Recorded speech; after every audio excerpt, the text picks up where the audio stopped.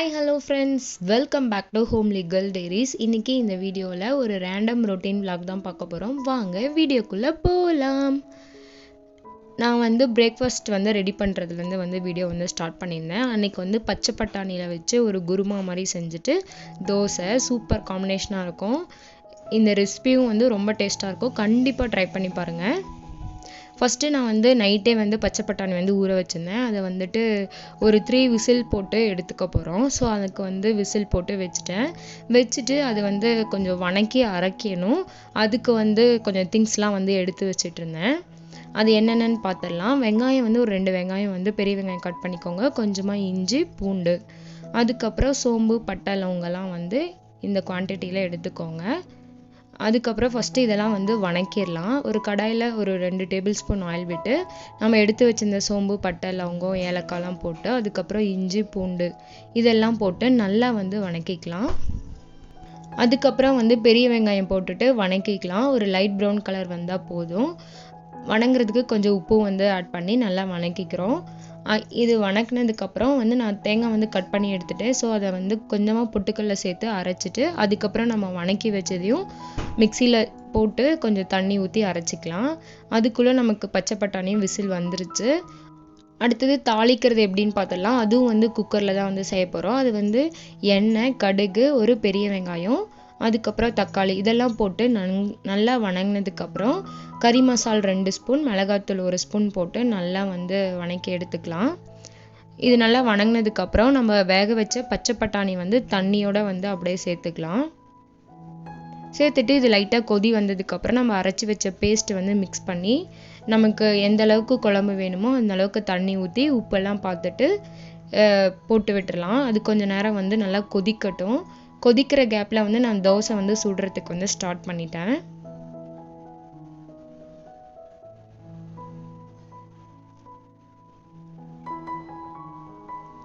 இதுவும் நல்லா கொதிக்க ஆரம்பிச்சிருச்சு. அந்த ஸ்டேஜில் நம்ம விசில் போட்டு விட்டுடலாம். அகைன் ஒரு 2 விசில் விட்டு அப்படியே விட்டுறணும். நானும் தோசை ஒன்று ஒன்றா சுட்டு எடுத்து ஹாட் பாக்ஸில் போட்டு வச்சிட்டு இருந்தேன்.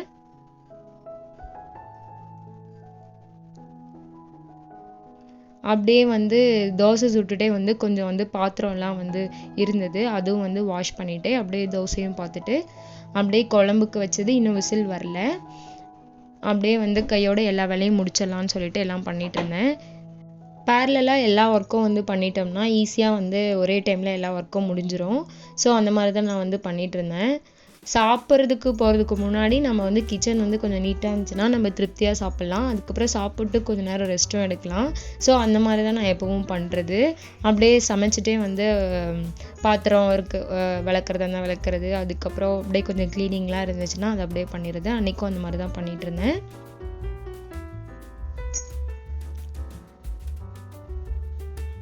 தோசையும் ஒன்று ஒன்றா சுட்டு ஹாட் பாக்ஸில் போட்டு வச்சாச்சு.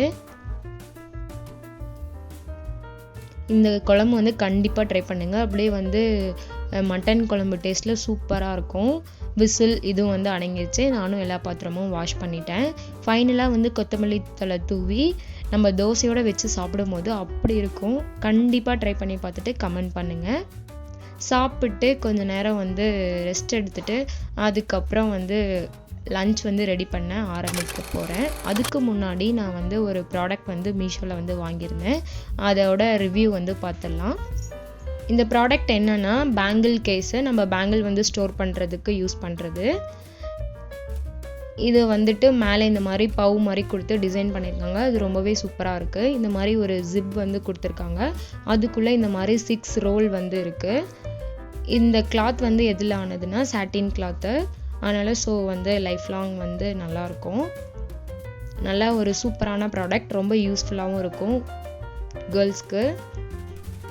வாங்க இது எப்படி அரேஞ்ச் பண்ணலாம் அப்படின்னு சொல்லிட்டு பார்த்துடலாம். நான் இதை வாங்குறதுக்கு முன்னாடி பேங்கிள்லாம் இப்படி தான் ஸ்டோர் பண்ணியிருந்தேன். இந்த மாதிரி ஒரு இது தனித்தனியாக கட்டி இந்த மாதிரி வச்சுருந்தேன். நம்ம எடுத்து யூஸ் பண்ணும்போது கொஞ்சம் டிஃபிகல்ட்டாக இருக்கும். ஸோ அதுக்காக தான் இந்த ப்ராடக்ட் வாங்கியிருந்தேன். ரொம்பவே யூஸ்ஃபுல்லாக இருக்குது. அதே மாதிரி இந்த மாதிரி வெல்வெட் பேங்கிள்ஸ்லாம் வந்து நம்ம வந்து வெளியே அப்படியே ஹேங் பண்ணி வைக்கும்போது ரொம்ப டஸ்ட் ஆயிரும். ஸோ அந்த கலர் வந்து ரொம்ப சேஞ்ச் ஆயிரும். அதுக்கெலாம் வந்து இந்த ப்ராடக்ட் வந்து ரொம்பவே சூப்பரான ஒரு ப்ராடக்டாக இருக்கும். ஏன்னா நம்ம அதுக்கு மேலே ஒரு கவர் மாதிரி வருது, அது ஜிப் போட்டு வைக்கும்போது நமக்கு அந்த பேங்கில் எந்த டஸ்ட்டுமே படாது, அப்படியே வந்து கலர் சேஞ்ச் ஆகாமல் அப்படியே இருக்கும். எல்லா பேங்கிலும் வந்து ஸ்டோர் பண்ணிட்டேன். பாருங்கள், ரொம்பவே காம்பேக்டாக சூப்பராக இருக்குது. இந்த ப்ராடக்டோட லிங்க் வந்து டிஸ்கிரிப்ஷனில் வந்து கொடுக்குறேன். நீடு இருந்தால் பர்ச்சேஸ் பண்ணிக்கோங்க.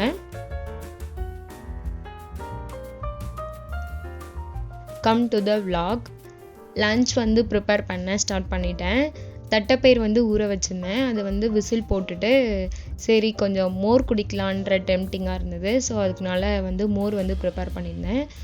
மோர் ப்ரிப்பேர் பண்ணும்போது நம்ம வந்து புதினா கொத்தமல்லி தழை போடுவோம். அது கூடவே வந்து இந்த மாதிரி இஞ்சி வந்து கிரேட் பண்ணிவிட்டு அதோட சாறை மட்டும் அதில் இது பண்ணிவிட்டு நல்லா அரைச்சோம்னா டேஸ்ட் வந்து சூப்பராக இருக்கும். ட்ரை பண்ணி பாருங்கள்.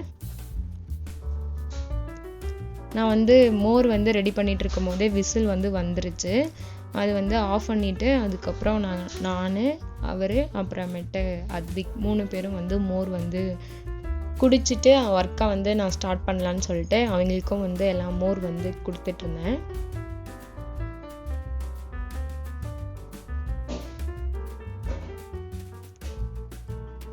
அத்விக் வந்து மோரில் வந்து நல்லா அது அரைஞ்சு தான் இருந்தது. அப்பயும் நடுவில் அவனுக்கு டிஸ்டர்ப் பண்ணுற மாதிரி இருந்தது இந்த கொத்தமல்லி தழை புதினாலாம். ஸோ அதனால் வந்து அவன் வந்து வடிகட்டி கொடுக்க சொன்னான். கொடுத்தவொடனே சூப்பர் அப்படின்னு சொல்லிட்டு குடிச்சிட்டு இருந்தான். நானும் குடிச்சு முடிச்சுட்டு நல்லா எனர்ஜெட்டிக்காக வந்து லன்ச் வந்து ரெடி பண்ண வந்துட்டேன். கத்திரிக்காய் போட்ட தட்டைப்பயிர் குழம்பு தான் வந்து ரெடி பண்ண போகிறோம். அதுக்கு வந்து நான் இன்றைக்கி வந்து மண் சட்டியில் தான் வந்து பண்ண போகிறேன். அதுக்கு ஆயில் விட்டு கத்திரிக்காய் வந்து இந்த மாதிரி நீல வாக்கில் கட் பண்ணி நம்ம வந்து ஆயிலில் வந்து கொஞ்சம் லைட்டாக வணக்கிக்கலாம். லைட்டாக வணங்கினதுக்கப்புறம் ஒரே ஒரு தக்காளி போட்டு அது கூட உப்பு மஞ்சத்தூள்லாம் சேர்த்து நல்லா வந்து வணக்கிக்கலாம். வணங்கினதுக்கப்புறம் கொத்தமல்லி தூள், கறி மசால், மிளகாத்தூள் இது 3 போட்டு நல்லா பிரட்டி எடுத்துக்கலாம். இதில் கொஞ்சம் லைட்டாக தண்ணி ஊற்றி நல்லா லைட்டாக கொதி வந்ததுக்கப்புறம் நம்ம வேக வச்ச தட்டைப்பயிரை வந்து தண்ணியோடு சேர்த்து மிக்ஸ் பண்ணி நல்லா விட்டுடலாம். நான் வந்து அப்படியே சைட் பையில் முட்டைக்கோஸ் வந்து கட் பண்ணி வச்சுருந்தேன். பொரியல் வந்து அன்னைக்கு வந்து முட்டைக்கோஸ் பொரியல் தான்.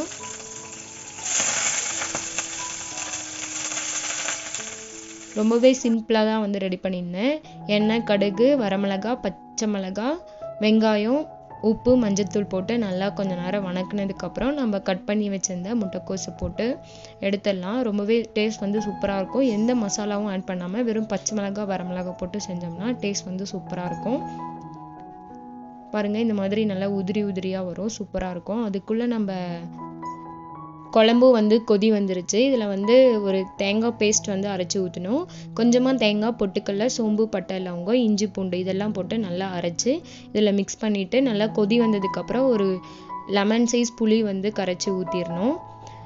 முட்டைக்கோஸ் பொரியலில் ஃபைனலாக வந்து தேங்காய் பூ போட்டு எடுத்தோம்னா சூப்பரான முட்டைக்கோஸ் பொரியல் வந்து ரெடி ஆயிரும்.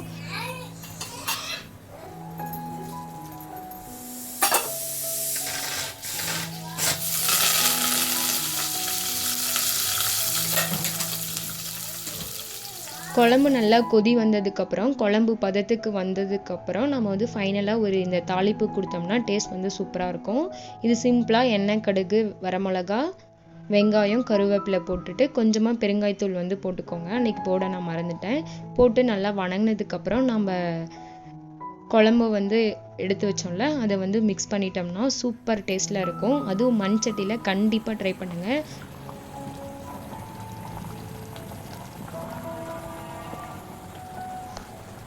டேஸ்ட் வந்து அல்டிமேட்டாக இருக்கும். நாங்கள் வந்து சாப்பிட போகிறோம், வாங்க சாப்பிட்லாம்.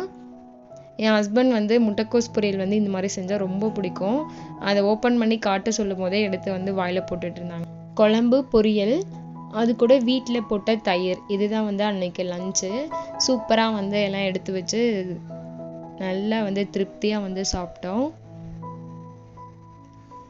நல்லா சாப்பிட்டு நல்லா ஒரு சூப்பரான ஒரு நாப் டைம் எடுத்துகிட்டு அதுக்கப்புறம் ஈவினிங்காக எந்திரிச்சோன்னா அன்றைக்கி ஏதோ பிளாக் டீ குடிக்கணும் போல் இருந்தது.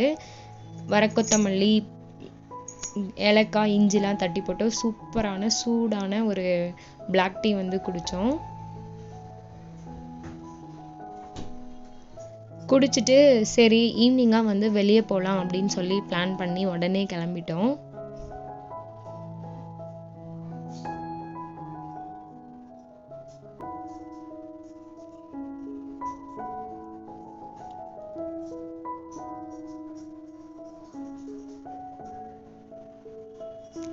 அன்னைக்கு ஈவினிங் வந்து எங்கே போயிருந்தோம்னா நியர்பையில் இருக்க விஷால் மார்ட் தான் வந்து போயிருந்தோம்.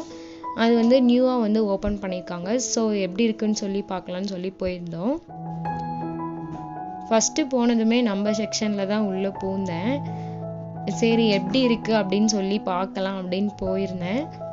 இந்த மாதிரி பலாசோ பேண்ட்ஸு இந்த மாதிரி நிறைய வெரைட்டிஸ் இருந்தது. பட் நம்ம எப்போவுமே ஆன்லைனில் வாங்கிட்டு அங்கெல்லாம் போய் பார்த்தா எல்லாம் ரொம்பவே ரேட் வந்து அதிகமாக இருக்க மாதிரி இருந்தது. ஒன்லி விண்டோ ஷாப்பிங் தான் பண்ணிட்டு வந்தாச்சு. இந்த மாதிரி பர்ஸு இதெல்லாம் கூட இருந்தது. அத்விக் வந்து கிளாஸ் வேணும்னு கேட்டான். பட் அவனுக்கு எதுவும் சைஸ் வந்து செட் ஆகலை. கொஞ்சம் ஸ்நாக்ஸ் மட்டும் வாங்கிட்டு வந்தாச்சு. பட் கிச்சன் வேர்ஸில் வந்து எல்லாமே கொஞ்சம் ப்ரைஸ் வந்து அஃபோர்டபுளாக இருந்தது. சரி நெக்ஸ்ட் டைம் வந்து வாங்கிக்கலான்னு சொல்லிட்டு வந்துட்டோம். அவ்வளோதான், நாமளும் வந்து வீடியோவோட எண்டுக்கு வந்தாச்சு. இந்த விளாக் உங்களுக்கு கண்டிப்பாக பிடிச்சிருக்கும்னு நினைக்கிறேன். பிடிச்சிருந்தா லைக் பண்ணுங்கள், ஷேர் பண்ணுங்கள், சப்ஸ்கிரைப் பண்ணுங்கள். அப்படியே பக்கத்தில் இருக்க பெல் ஐக்கானை டச் பண்ணுங்கள். அப்போ தான் நம்மளோட ரெகுலர் வீடியோஸ் உங்களை தேடி வந்துட்டே இருக்கும். தேங்க்ஸ் ஃபார் வாட்சிங். பாய்.